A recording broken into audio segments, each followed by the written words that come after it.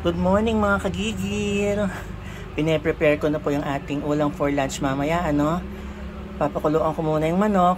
Mamaya ko na lang po sasabihin kung ano yung lulutuin ko. Mas gusto ko po kasi pinapakuluan muna yung manok kaysa yung ilalagay mo siya ng hilaw pa dun sa ingredients, Pakuluan po muna natin yung manok. Lagyan po natin ng konting asin. Yan. Pakuluan po natin yung manok natin ng mga 15 to 20 minutes lang. Yan, good morning mga kagigil. Yan, dapat po magluluto ko ng chicken guisantes kaso wala akong nabili, So, ang gagawin ko na lang ngayon, kakamatisan ko na lang yung manok. Okay? Tignan natin kung ano magiging lasa. First time ko lang po lulutuin to, Okay? Mag-start na po tayo. Meron na tayong bawang, sibuyas, luya, at siguro mga pitong kamatis. Okay? Start na po mga kagigil. Mainit na po yung pika, Maglagay na po tayo ng bawang.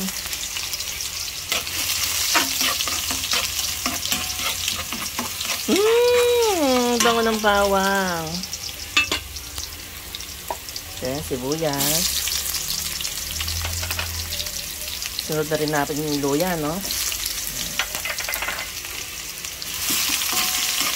Oh my, ang bango-bango. Try nyo rin po yung ganitong lulutuin kong ulam, mga kagigil. Try natin. First time ko rin magluto ngayon. Titingnan natin kung ano maging outcome. Then, lagyan na po natin kamatis natin. Ayan.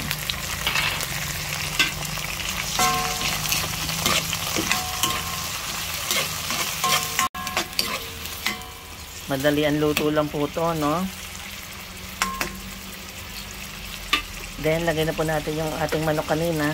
Pinakuluan na po natin ito, para madali ang luto na lang. Ang ganda ng color. Ayan, sige.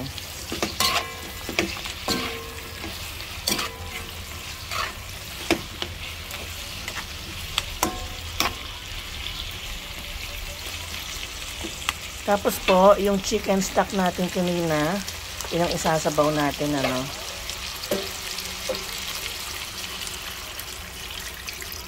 Ayan. Simmer lang po yan, for 15 minutes. Tignan po muna po namin. Wow. Naglalagay po tayo ng patis, Mga 2 kutsarang patis. Ayan.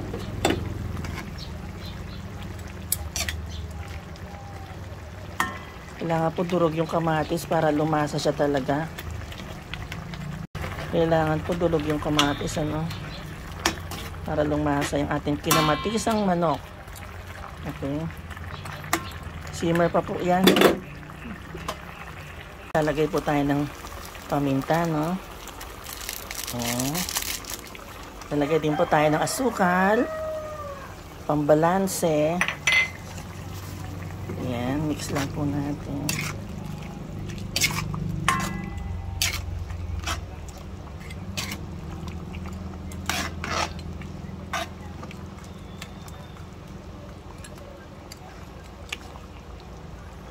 Okay, simmer pa po natin yan, Okay, check na po natin, after 15 minutes. Wow!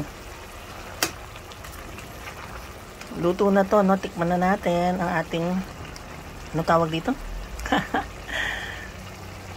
Kinamatisang manok.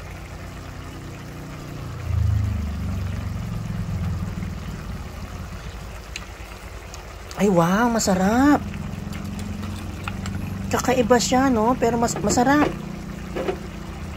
Okay. Try nyo rin to mga kagigil. Okay, kain na tayo.